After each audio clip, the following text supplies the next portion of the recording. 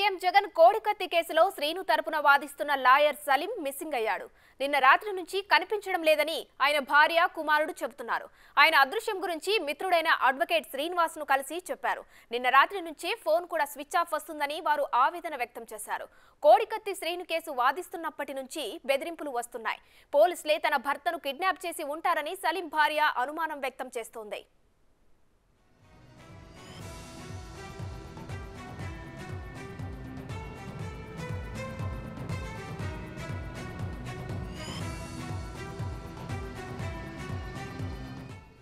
AP CM Jagan ప్రతిపక్ష నాయకుడిగా ఉన్న సమయంలో కోడికత్తితో దాడి చేసిన శ్రీను తల్లి సావిత్రి నిరసనకు దిగింది. గుంటూరులో దళిత సంఘాలతో కలిసి ఆమె ఆందోళన చేపట్టారు. జగన్ తన కుమారుడి జీవితం నాశనం చేశాడని కంటతడి పెట్టారు. ఆయన కోర్టు విచారణకు రాకపోవడం వల్ల శ్రీను 5 ఏళ్లుగా జైలులోనే మగ్గుతున్నాడని వాపోయింది.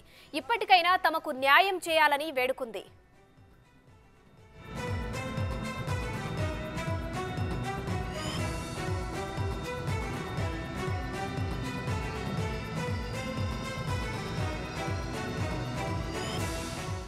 ఇక మరోవైపు శ్రీను కూడా విశాఖ జైల్లో నిరాహార దీక్షకు దిగాడు.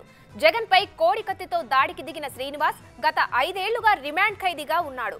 అయితే జగన్ కోర్టులో వాంగ్మూలమిస్తే శ్రీనుకు బెయిల్ వచ్చే అవకాశాలున్నాయి. కానీ ఆయన కోర్టుకు హాజరు కావడం లేదు. దీంతో విశాఖ సెంట్రల్ జైల్లో శ్రీను నిరాహార దీక్షకు దిగాడు.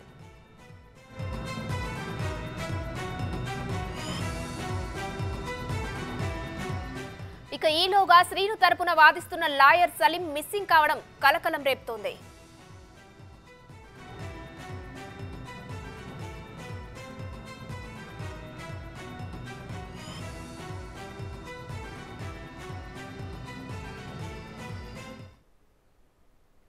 రైట్, ఇక కోడికత్తి శ్రీను కేసు వాదిస్తున్నటువంటి సలీం మిస్ అయ్యాడు. దీనికి సంబంధించిన ఫుల్ డీటెయిల్స్ మా ప్రతినిధి మల్లికార్జున్ లైవ్ లో అందిస్తారు. మల్లికార్జున్, చెప్పండి, కోడికత్తి శ్రీను మనకు తెలుసు, అదొక సంచలనం అనే చెప్పాలి. దానికి సంబంధించిన లాయర్ అయితే మిస్ అయ్యాడు. మరి దీనిపై అప్డేట్స్ ఏంటి? ఉమశ్రీ, ప్రధానంగా సలీం ఎవరైతే ఉన్నారో దీనికి సంబంధించి కోడికత్తి కేసు ఘటనకు సంబంధించి మొదటగా ఇంకో లాయర్ ఉండేవాళ్ళు. ఆయన తర్వాత సలీం ఈ కేసుకు సంబంధించి వాదిస్తున్న పరిస్థితి ఉంది. ప్రధానంగా కూడా నిన్న ఏదైతే జైల్లో కూడా ఎవరైతే కోడికత్తి శ్రీనివాస్ ఎవరైతే ప్రధాన నిందితుడిగా విశాఖపట్నంలో జరిగిన ఏదైతే జగన్పై జరిగిన దాడి కేసుకు సంబంధించి నిందితుడిగా ఉన్నాడు. దాదాపు 5 సంవత్సరాల తర్వాత నుంచి కూడా ఆయన రిమాండ్లో ఉండటం జరిగింది. దీనికి సంబంధించి నిన్నటి నుంచి ఆయన జైల్లో ఆమరణ నిరాహార దీక్ష కూడా ఆయన కొనసాగుతూ జరిగింది. ఆయనకు సపోర్ట్గా కూడా తన తల్లి సావిత్రి, అలాగే తమ్ముడు అన్నయ్య ఎవరైతే ఉన్నారో సుబ్బరాజు కూడా ఆమరణ నిరాహార దీక్షకు నిన్న విజయవాడలోని సొంత గృహంలో కూడా దిగిన పరిస్థితి. వారిద్దరికి సంబంధించి ఈయనే వ్యవహరిస్తూ ఉన్నారు. ఈయన దానికి సంబంధించి దళిత సంఘాలన్నీ కూడా వీళ్ళకి సపోర్ట్ చేస్తూ ఉన్నాయి. ఈయన నిన్న మధ్యాహ్నం నుంచి కూడా ఫోన్ స్విచ్ ఆఫ్ అవడం జరిగింది. దీనిపై కూడా ఆ కుటుంబ సభ్యులందరూ కూడా ఆవేదన వ్యక్తం చేస్తూ ఉన్నారు, ఆందోళన వ్యక్తం చేస్తూ ఉన్నారు. ఎందుకంటే కోడికత్తి కేసుకు సంబంధించి ఈయన వీళ్ళ తరపు నుంచి వాదిస్తున్న నేపథ్యంలో కూడా పోలీసులు గతం నుంచి కూడా ఆయనపై బెదిరింపులు గురి చేస్తున్నారంటూ కూడా ఇటు సలీం భార్య కొడుకు కూడా ఆవేదన వ్యక్తం చేస్తున్న పరిస్థితి కనిపిస్తూ ఉంది. నిన్నటి నుంచి ఆయన అందుబాటులో లేకుండా పోయారు. ఆయన విజయవాడలో ఏదైతే ఆఫీస్ ఉందో ఆఫీసుకు సంబంధించి అక్కడికి వెళ్ళినా కూడా అక్కడ ఆయన అందుబాటులో లేకుండా పోయారని చెప్పి కూడా భార్య, అలాగే తన కుమారుడు సలీం కుమారుడు ఇద్దరు కూడా ఆవేదన వ్యక్తం చేయడం జరిగింది. అక్కడ తాడేపల్లిలో ఉన్న ఎవరైతే సలీం స్నేహితుడు శ్రీనివాస్ ఉన్నారో ఆ శ్రీనివాస్ దగ్గర కూడా వాళ్ళు వెళ్ళడం జరిగింది. అక్కడ ఈ జరిగిన ఘటన అంతా అంటే పోలీసులు తీసుకెళ్లారనే అనుమానం మాకు ఉందంటూ కూడా ఇటు సలీం భార్య అలాగే కొడుకు కూడా చెబుతున్న పరిస్థితి కనిపిస్తూ ఉంది. ఒక పక్క ఎవరైతే ఆందోళన నిరాహార దీక్ష అయితే ఓ పక్క నుంచి వాళ్ళు కొనసాగిస్తడం జరిగింది. మైనార్టీ హక్కుల సమితి ఈ ఆందోళనకు సంబంధించి వారిని టేక్ ఓవర్ చేసుకొని వాళ్ళ ఆధ్వర్యంలో కూడా నిరాహార దీక్ష అయితే విజయవాడలో కొనసాగుతూ జరిగింది. వాళ్ళకి హ్యాండ్ ఓవర్ చేసిన తర్వాత సలీం నిన్న మధ్యాహ్నం నుంచి ఫోన్ స్విచ్ ఆఫ్ చేసుకుంటూ ఎవరికి అందుబాటులో లేకుండా పోయాడంటూ కూడా ఆవేదన వ్యక్తం చేసిన పరిస్థితి కనిపిస్తూ ఉంది. మొత్తంగా ఓవరాల్గా చూసుకుంటే కనుక సలీం కొంత మిస్సింగ్ అనే కూడా చెప్పుకోవాలి. ఎందుకంటే ఇటు మీడియా వాళ్ళు కూడా అతన్ని ట్రేస్ అవుట్ చేయడానికి ప్రయత్నించినప్పటికీ కూడా ఆయన ఫోన్ అందుబాటులో లేకపోవడం, అలాగే ఆయన ఆఫీస్ విజయవాడలో ఏదైతే ఉందో బందర్ రోడ్లకు సంబంధించి ఆ ఆఫీస్లో కూడా ఆయన అందుబాటులో లేకపోవడం కూడా జరిగింది. ఇదే విషయం వాళ్ళ సలీం భార్య అలాగే తన కుమారుడు ఇద్దరు కూడా నిన్న సాయంత్రం నుంచి కూడా ఆయనకి ఫోన్ ట్రై చేస్తూనే ఉన్నారు. ఈ విషయంలో ఫోన్ ట్రై చేస్తున్న విషయంలో కూడా వాళ్ళు అందుబాటులో రాకపోవడంతో కూడా వాళ్ళు ఎవరైతే శ్రీనివాస్ అని ఒక లాయర్ ప్రత్యేకంగా ఆయనకి సంబంధించి స్నేహితుడు ఉన్నాడో తాడేపల్లిలో ఆయన స్నేహితుడు వద్దకు కూడా భార్య అను కుమారుడు వెళ్ళడం జరిగింది. అక్కడ ఆయనకి సంబంధించి ఈ విషయాలన్నిటి కూడా ఆయన చెప్పడం జరిగింది.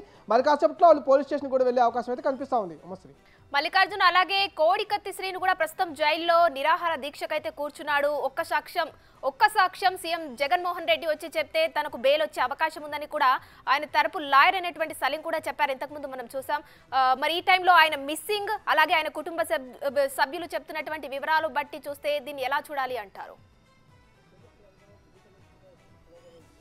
అంటే ఉమాశ్రీ, ప్రధానంగా వాళ్ళు మొదటి నుంచి కూడా దాదాపుగా తల్లి సావిత్రితో పాటు వాళ్ళ అన్న సుబ్బరాజు కూడా మొదటి నుంచి సీఎం జగన్ని కలవాలని కూడా చాలా రోజుల నుంచి కూడా ప్రయత్నం చేస్తూ ఉన్నారు. ఒకసారి తాడేపల్లిలో ఉన్న సీఎం నివాసానికి కూడా వాళ్ళు వెళ్ళడం జరిగింది. స్పందన కార్యక్రమాలకు సంబంధించి అక్కడ కార్యక్రమం నిర్వహిస్తున్న సందర్భంలో వాళ్ళు స్వయంగా అక్కడ ఇంటికి వెళ్ళడం జరిగింది. అక్కడ కానీ సీఎం మట్టికి వాళ్ళకి పర్మిషన్ ఇవ్వకపోవడంతో కూడా అక్కడ నుంచి పోలీసులు తాడేపల్లి తరలించడం జరిగింది. కానీ వాళ్ళ పిటిషన్ మట్టికి తీసుకున్న దాఖలాలు కూడా లేవు. మొదటి నుంచి ఎన్ఐఏ కోర్టులో ఈ కేసు జరుగుతున్నప్పటి నుంచి కూడా సీఎం జగన్ సాక్ష్యం చెప్పడానికి రావటం లేదంటూ కూడా కొన్ని ఫిర్యాదు సంబంధించి పిటిషన్లు కూడా వేయడం జరిగింది. అంతేకాకుండా బెయిల్కి సంబంధించి ఎన్ఐఏ కోర్టు శ్రీనివాస్కు కూడా బెయిల్ రాకుండా కూడా అక్కడ పిటిషన్ వేయడం జరిగింది. ఈ నేపథ్యంలో కూడా దాదాపుగా కేసుకు సంబంధించి నిందితుడిగా జైల్లో పెట్టిన తర్వాత 2 నెలలు అతను బయట ఉన్నాడు శ్రీనివాస్. తర్వాత 5 సంవత్సరాలు బెయిల్ నుంచి బయటకు వచ్చి 2 నెలల తర్వాత మరోసారి ఎన్ఐఏ పిటిషన్ దాఖలు చేయడంతో కూడా బెయిల్ని నిరాకరించడంతో వెంటనే అతన్ని మరోసారి ఎన్ఐఏ కోర్టు రిమాండ్కు పంపించడం జరిగింది. రిమాండ్ పంపించిన దాదాపుగా 5 సంవత్సరాలు దాటుతూ ఉంది.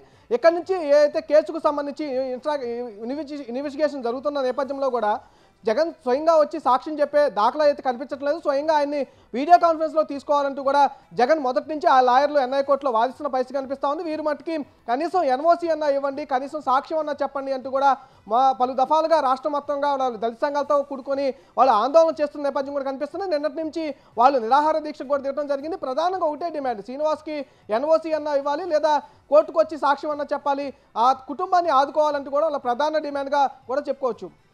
మల్లికార్జున, అలాగే మీరు అన్నట్టు ఇంతకుముందు కోడికత్తి శ్రీనుకు సంబంధించి ఇంకో లాయర్ కూడా ఇంతకుముందు వాదించేవారని మీరు అన్నారు. మరి ఆ లాయర్ నుంచి సలీంకు రావడానికి కేసు ఇక్కడికి రిఫర్ చేయడానికి కారణం ఏంటి? అసలు ఆయన కూడా ఇలాంటి బెదిరింపులే పని వచ్చాయా? అందువల్లనే ఈ కేసు ఇక్కడికి వచ్చిందా? ఇలాంటి వివరాలు ఏమైనా తెలిసాయా?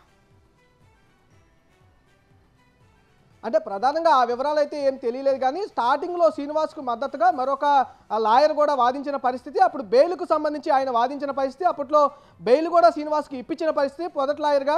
తర్వాత ఇది ఎన్ఐఏ ఎప్పుడైతే పిటిషన్ దాఖలు చేసిందో శ్రీనివాస్కి బెయిల్ ఇవ్వద్దంటూ కూడా బెయిల్ని క్యాన్సిల్ చేయాలంటూ కూడా ఎన్ఐఏ కోర్టు పిటిషన్ కూడా దాఖలు చేసింది ఎన్ఐఏ కోర్టులో సంబంధించి. తర్వాత అతను ఫస్ట్గా ఉన్న లాయర్ ఎవరైతే ఉన్నారో అక్కడ బెయిల్ నిరాకరించడంతో, ఎవరైతే ఎన్ఐఏ కోర్టులో పిటిషన్ దాఖలు చేసి బెయిల్ నిరాకరించడానికి చేశారో ఆ తర్వాత మొదటి లాయర్ ఆయన తప్పుకోవడం జరిగింది. తర్వాత సలీము అక్కడి నుంచి కూడా దాదాపుగా 5 సంవత్సరాల నుంచి ఈ కేసులో ఆయన వాదోపవాదనలు వినిపిస్తూ ఉన్నారు. ఆయనకి సపోర్టెడ్గా ఆయన జూనియర్లు కూడా ఈ కేసులో కూడా వాదోపవాదనలు వినిపిస్తున్న పరిస్థితి కనిపిస్తూ ఉంది. చివరి దశకు వచ్చే సమయంలో కూడా సీఎం జగన్మోహన్ రెడ్డి దీని దర్యాప్తు పైన లోతైన దర్యాప్తు జరపాలి, దీంట్లో కుట్రకోణం దాగుందంటూ కూడా సీఎం జగన్మోహన్ రెడ్డి హైకోర్టును ఆశ్రయించిన దాఖలాలు కూడా ఉన్నాయి.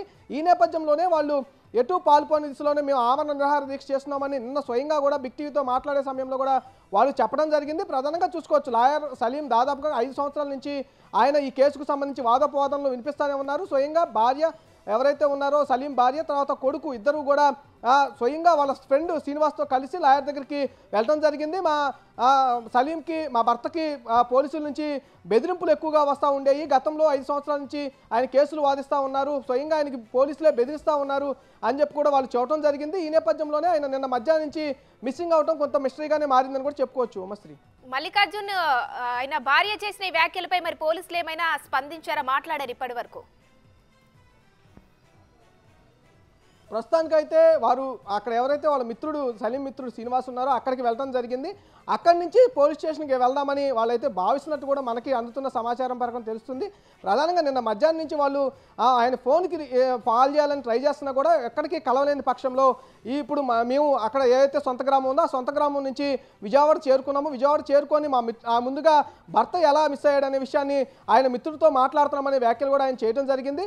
వీళ్ళిద్దరూ కలిసి, అంటే కొడుకు సలీం కొడుకు అలాగే భార్యతో పాటు వాళ్ళ ఫ్రెండ్ కూడా ఇంకో అతను ఉన్నాడు, వాళ్ళ ముగ్గురు కలిసి పోలీస్ స్టేషన్కి వెళ్ళే అవకాశం అయితే కనిపిస్తూ ఉంది. ప్రధానంగా వీళ్ళు అనుమానిస్తుంది ఎవరినైతే పోలీసులనే ఎక్కువగా అనుమానిస్తూ ఉన్నారు. ఎందుకంటే 5 సంవత్సరాల నుంచి జగన్మోహన్ రెడ్డికి వ్యతిరేకంగా వీళ్ళు పోరాడుతున్నారు కాబట్టి కంపల్సరీగా పోలీసులే తీసుకెళ్లి ఉంటారనే అనుమానం కూడా వీళ్ళు వ్యక్తం చేస్తున్న పరిస్థితి కనిపిస్తూ ఉంది. స్థానికంగా ఉన్న పోలీస్ స్టేషన్ అన్న ఆశ్రయించాలని కూడా వాళ్ళు భావిస్తున్న పరిస్థితి కనిపిస్తూ ఉంది. Umashree right, thank you Mallikarjun.